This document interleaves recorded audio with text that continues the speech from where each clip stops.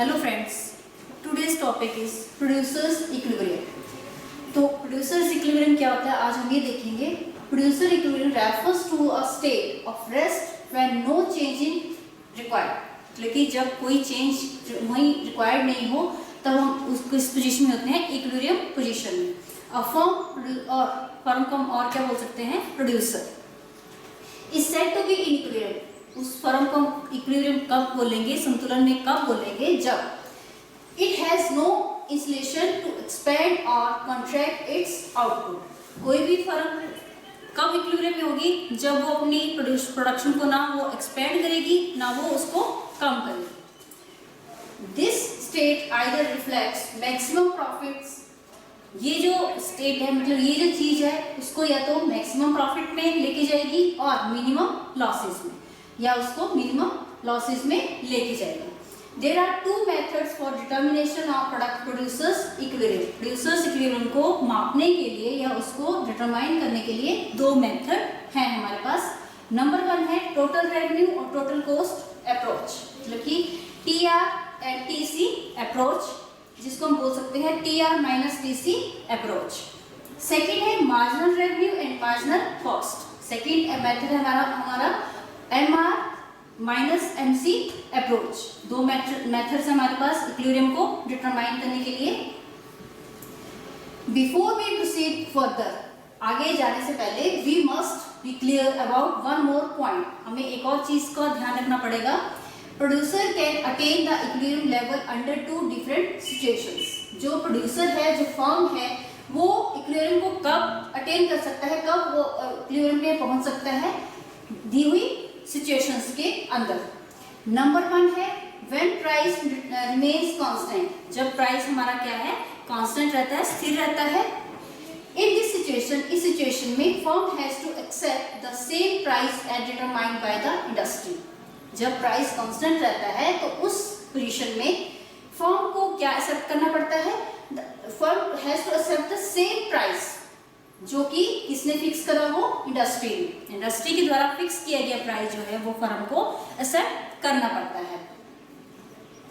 It means, इसका मतलब है any quantity of a commodity, किसी भी कमोडिटी की quantity can be sold at the particular price. एक पर्टिकुलर प्राइस के ऊपर किसी भी कमोडिटी को हम लोग कमोडिटी की उसकी क्वांटिटी को हम सेल कर सकते हैं। सेकेंड है when price falls with rise in output.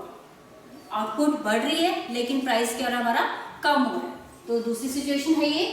In this situation firm follows its own pricing policy. इस सिचुएशन में क्या होता है, फर्म जो है वो अपनी ही प्राइस पॉलिसी को फॉलो करती है।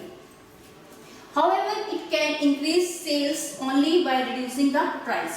उस सिचुएशन में फर्म अपनी सेल को कैसे बढ़ाएगी, by reducing its price. मतलब प्रोडक्ट्स का जो प्राइस है उसको कम करते हुए फर्म जो है वो उसके अपनी सेल को ज्यादा करेगी। A firm attain the stage of equilibrium when it maximize its profit. कोई भी फर्म कब इक्विलिब्रियम में होगी, जब वो अपनी जो प्रॉफिट है उसको मैक्सिमाइज करेगी। प्रॉफिट जो उसका हाई से हाई होता चला जाएगा, तब वो फर्म क्या करेगी, अपने आप को एक इक्विलिब्रियम पोजीशन में ला पाएगी। That is when he maximizes the difference between TR and TC.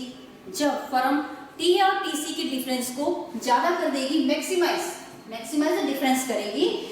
After reaching such a position, इस पोजीशन में आने के बाद there will be no incentive for the producers to increase और डिक्रीज द आउटपुट। इस position में आने के बाद प्रोड्यूसर को जब वो मैक्सिमाइज अपनी फर्म कोई मैक्सिमाइज प्रॉफिट में पहुंच जाती है, तो उस पोजीशन में प्रोड्यूसर को no need for producer to increase और डिक्रीज द आउटपुट। उसको अपनी आउटपुट को ना इंक्रीज करने की जरूरत रहती है, ना उसको डिक्रीज करने की जरूरत रहती है। क्यों? क्योंकि वो अपने फर्म को एक प्रॉफिट वाले लेवल पे ले जा चुका होता है, इक्विलिब्रियम लेवल पे ले गया होता है।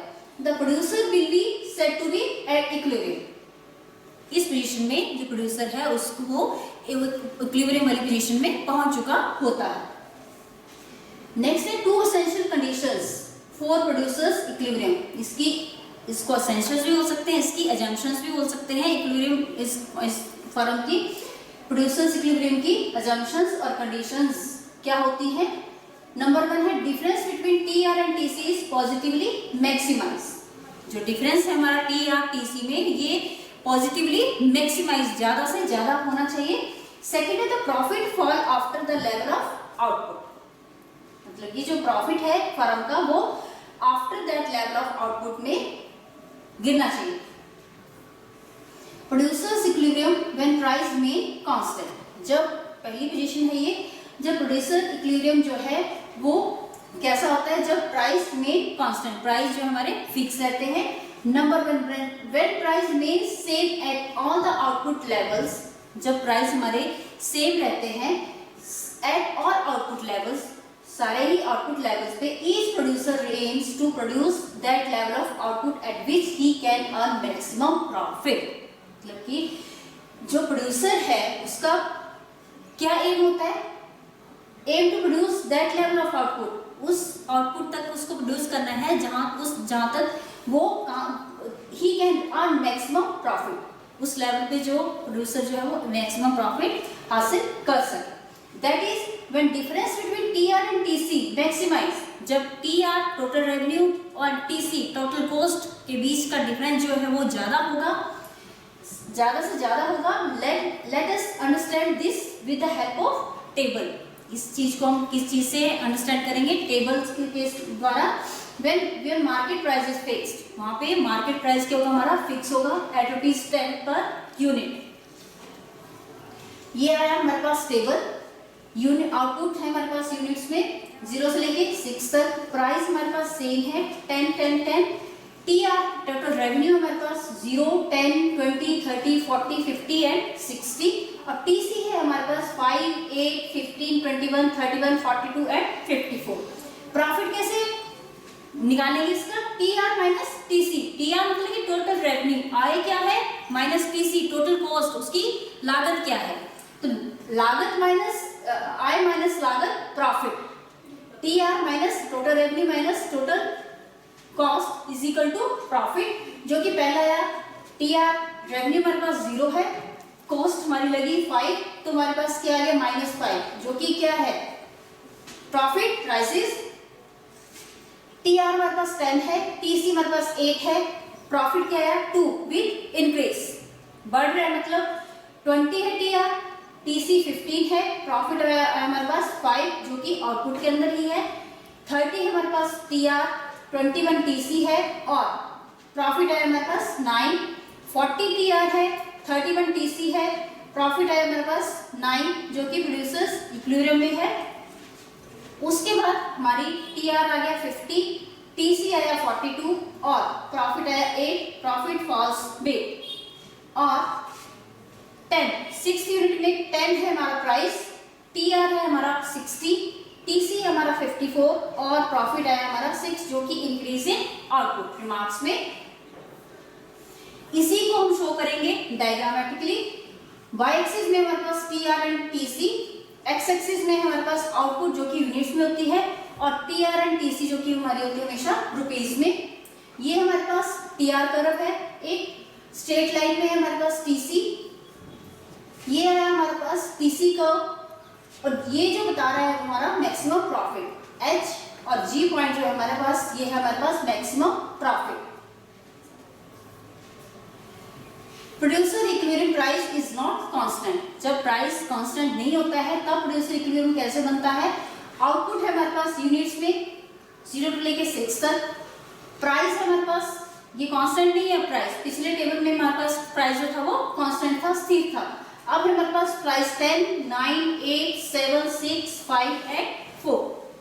टी आर है हमारे पास 0 9 16 21 24 25 24, ठीक है। टी सी आया हमारे पास 2, टोटल कॉस्ट मतलब 2 5 9 11 14 20 एंड 27। प्रॉफिट आया हमारे पास, वही फार्मूला है T R minus T C, total revenue minus total cost, जो कि है हमारे पास 0 minus 2 equal to -2, 9 minus 5 4, 16 minus 9 7, 21 minus 11 10, 24 minus 14 10। ये जो है हमारे पास यहाँ पे थर्ड और फोर्थ यूनिट में आया हमारे पास प्रोड्यूसर्स इक्विलिब्रियम। फिफ्थ पॉइंट पे आ गया हमारे पास टी आर है 25, टीसी है 20 और प्रॉफिट हमारे पास आया 5। प्रॉफिट वॉज बिग, मतलब कि प्रॉफिट जो वो कम होता चला है। 60 यूनिट में प्राइस हमारे पास आया 4, टी आ रहा है हमारे पास 24, टीसी है हमारे पास 27 और जो कि ये प्रॉफिट जो है हमारा वो लॉस में चेंज हो गया। 24 minus 27 equal to -3 increase in output. इसी चीज को डायग्रामेटिकली शो किया गया है। एक्स एक्सिस में हमारे पास फिर से आउटपुट है जो कि आउटपुट होती है हमेशा यूनिट्स में। वाई एक्सिस के ऊपर टी आर एंड टीसी जो कि होती है हमारी हमेशा रुपीज में। वही कर्व है फिर से टीसी कर्व चला हुआ ऐसे, टी आर कर्व है ये और जो मैक्सिमम प्रॉफिट वो है हमारा एचजी जो कि हमारे पास अब कम हो गया। क्यों कम हुआ? क्योंकि प्राइस जो थे वो कांस्टेंट नहीं थे। ठीक है, marginal revenue minus marginal cost approach, MR minus MC approach. According to MR minus MC approach, producer's equilibrium refers to stage of that output level at which, इस अप्रोच के अकॉर्डिंगली प्रोड्यूसर इक्विलिब्रियम में कब होता है? जब MC equal to MR, marginal cost equal to marginal revenue.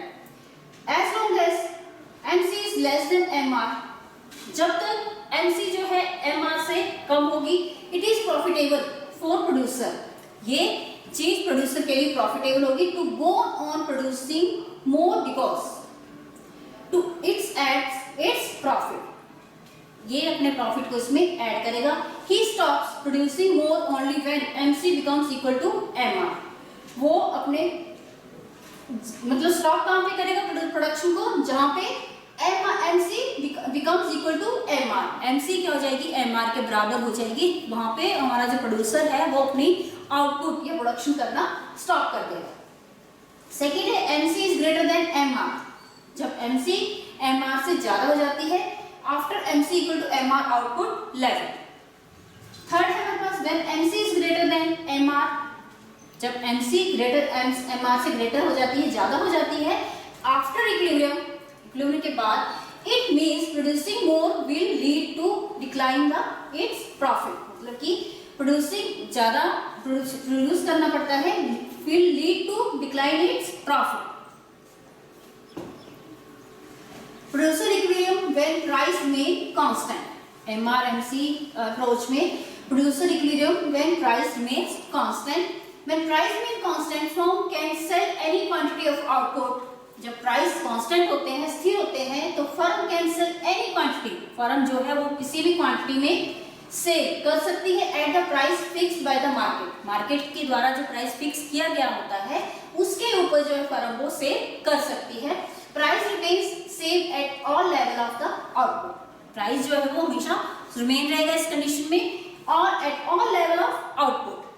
Next है हमारे पास इसी चीज को हम लोग let us understand this with the help of table 8.3, table की हेल्प से इस चीज को हम लोग अंडरस्टैंड करेंगे। फिर market price is fix eight ₹12, market price जो हमारे पास फिक्स है किस चीज पे? ₹12 पे।